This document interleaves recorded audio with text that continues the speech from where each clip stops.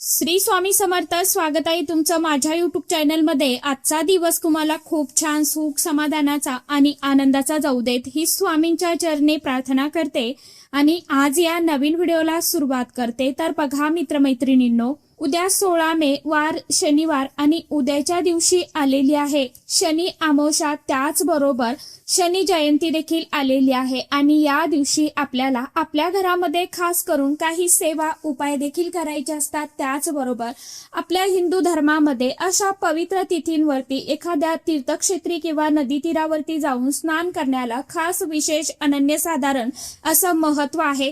त्यामुळे आपल्याला उद्याच्या दिवशी आपल्या घरामध्ये आंघोळीच्या पाण्यामध्ये काही वस्तू ज्या आहेत तर त्या आवर्जून टाकायच्या आहे. कारण की बघा, शनिवार शनी अमावस्या आली आहे. शनिवारी अमावस्या आल्यामुळे याला शनी अमावस्या या नावाने सुद्धा ओळखलं जातं. त्याचबरोबर या दिवशी शनी जयंती देखील साजरी केली जाणार आहे.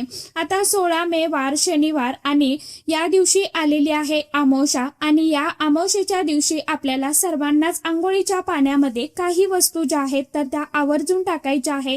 त्याचबरोबर ही एक वस्तू अतिशय अत्यंत महत्वाची आहे. आपण या दिवशी आंघोळीच्या पाण्यामध्ये सर्वांनी आवर्जून टाकायलाच हवी. बघा, शनी अमावस्येच्या दिवशी आंघोळीच्या पाण्यात काही वस्तू ज्या आहेत तर त्या टाकल्याने आपल्याला त्यापासून जे लाभ जे आहेत तर ते नक्कीच होत असतात. त्याचप्रमाणे ज्योतिषशास्त्रात आणि धार्मिक मान्यतेमध्ये खूप मोठे महत्व आहे. यामुळे शनीची 7.5 दह्या किंवा कुंडलीतील शनी दोष हा देखील दूर होण्यास मदत होते. शनी अमावस्येला आंघोळीच्या पाण्यामध्ये आपल्याला खास करून कोणत्या वस्तू टाकायच्या आहे, कशा पद्धतीने स्नान करायचं आहे याविषयीची संपूर्ण माहिती आजच्या या नवीन व्हिडिओमध्ये मी तुमच्या बरोबर शेअर करणार आहे. त्यामुळे तुम्ही हा व्हिडिओ स्किप न करता शेवटपर्यंत नक्की बघा. चॅनलवरती तुम्ही जर हा व्हिडिओ पहिल्यांदा बघत असाल तर चॅनलला आवर्जून सबस्क्राईब करा आणि असेच नवनवीन माहितीपूर्ण व्हिडिओ बघण्यासाठी समोरील बेल आयकॉनलाही प्रेस करा.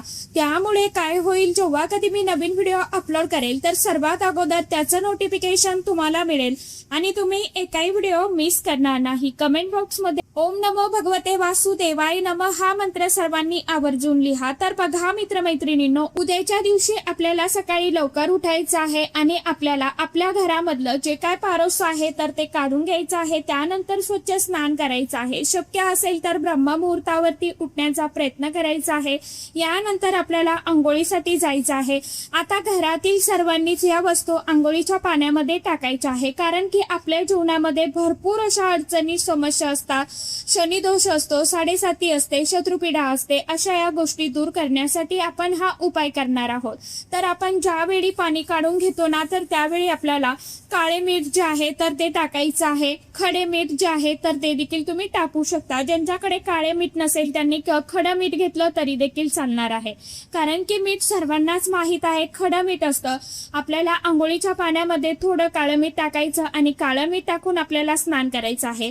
अशी आंघोळ केल्यामुळे शरीरातील नकारात्मक ऊर्जा ही दूर होते आणि शनीचा कोप शांत करण्यासाठी, घरातील नकारात्मक ऊर्जा दूर करण्यासाठी हा अतिशय अत्यंत प्रभावशाली उपाय आहे. बघा, त्यानंतर दुसरं म्हणजे काळे तीळ. आंघोळीच्या पाण्यामध्ये काळे तीळ अतिशय अत्यंत शुभ मानले जाते. यामुळे आपल्याला असणारा कितीही प्रखरातला प्रखर पितृदोष हा दूर होतो आणि शनी महाराजांची देखील आपल्याला कृपा आशीर्वाद जे आहेत तर ते मिळत असतात. त्यानंतर हळद शनिवारी आंघोळीच्या पाण्यामध्ये टाकून स्नान केल्याने शनी महाराज प्रसन्न होतात.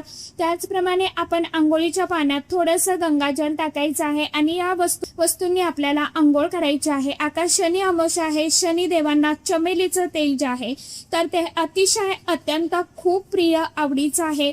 ज्यामुळे तुमच्याकडे चमेलीचं तेल असेल किंवा तुम्ही ते आणून घ्या. थोडंसं चमेलीचं तेल देखील तुम्ही आंघोळीच्या पाण्यामध्ये टाकायचं आहे. कमीत कमी या वस्तू आपल्याला आवर्जून टाकायच्याच आहे. त्यानंतर या पद्धतीने आपण आंघोळ केल्यामुळे आपल्यात असलेली जी काही निगेटिव्हिटी आहे, नकारात्मक ऊर्जा आहे तर ती दूर होते. मीठ आणि तिळाच्या पाण्याने स्नान केल्याने आपल्या मनातील, शरीरातील नकारात्मक ऊर्जा ही दूर होते. शनी दोष शांत होतो. त्याचप्रमाणे शनीची 7.5 किंवा दह्या चालू असल्यास या उपायाने आराम मिळू शकतो.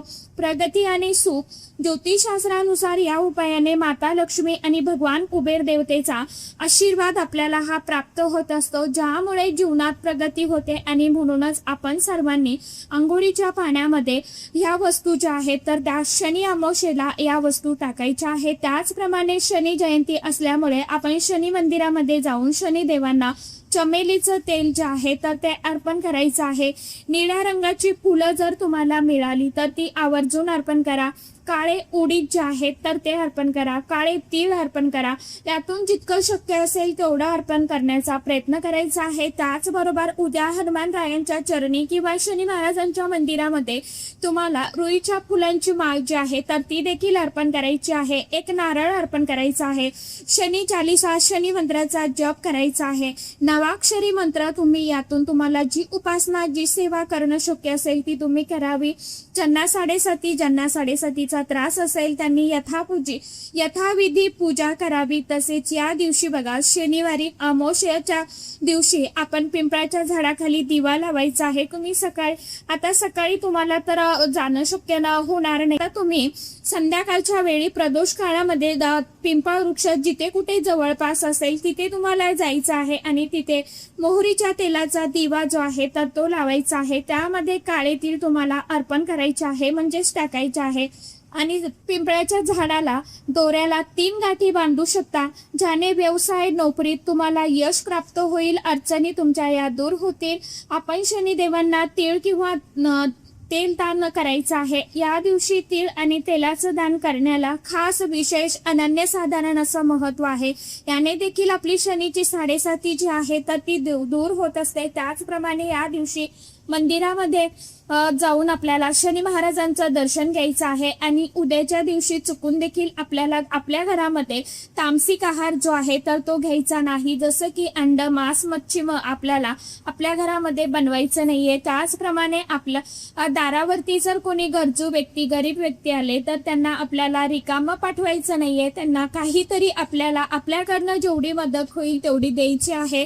त्याचबरोबर उद्याच्या दिवशी आपल्याला मोठ्या व्यक्तींचा किंवा कोणाचाही असो आपल्या हातून अपमान होणार नाही याची देखील काळजी घ्यायची आहे. आपल्या घरामध्ये आपल्याला उद्याच्या दिवशी स्वच्छता ठेवायची आहे. घरामध्ये जी काही जाळं जळमट आहे तर ती देखील काढून द्यायची आहे. आपला जो मुख्य मेन दरवाजा आहे तर तो स्वच्छ पुसून काढायचा आहे. आणि उंबरठ्याला हळदीचं लेपन जे आहे तर ते आवर्जून करायचं आहे. छानसं आपल्याला आंब्याच्या पानांचं तोरण जे आहे तर ते उद्याच्या दिवशी आपल्या मेन दरवाजावरती लावायचं आहे.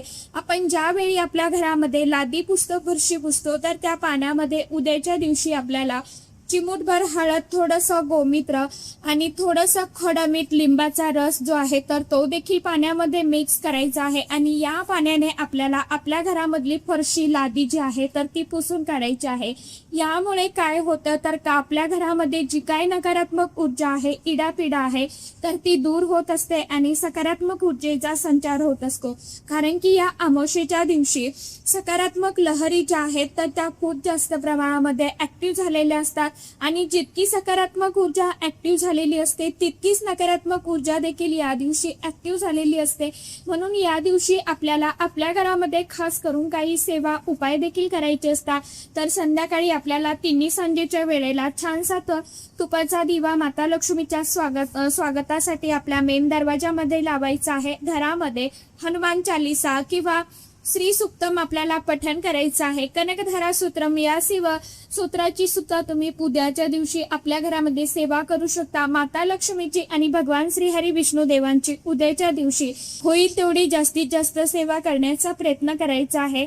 तर अशा पद्धतीने आपल्याला सांगितल्याप्रमाणे आंघोळीच्या पाण्यामध्ये काही वस्तू ज्या आहेत तर त्या उद्याच्या दिवशी आवर्जून टाकायच्या आहे आणि स्नान करायचं आहे. स्नान करत असताना आपल्याला मंत्र जप करायचा आहे. ओम नमो भगवते वासुदेवाय नमः या मंत्राचा जप करा किंवा मग तुम्ही हर हर गंगे या मंत्राचा सुद्धा जप करू शकता. तर अशा पद्धतीने तुम्हाला वस्तू ज्या आहेत तर त्या उद्याच्या दिवशी आंघोळीच्या पाण्यामध्ये टाकायच्या आहे आणि स्नान करायचं आहे. आता एखादी वस्तू तुमच्याकडे नसेल तर तुम्ही ती स्किप करू शकता. चला आजच्या व्हिडिओमध्ये इतकीच माहिती होती. कशी वाटली नक्की सांगा. व्हिडिओ आवडला तर चॅनलला आवर्जून लाईक शेअर सबस्क्राईब जरूर करा. परत भेटूया नवीन माहिती सोबत नवीन व्हिडिओ सोबत. तोपर्यंत सर्व माझ्या युट्यूब परिवाराला श्री स्वामी समर्थ.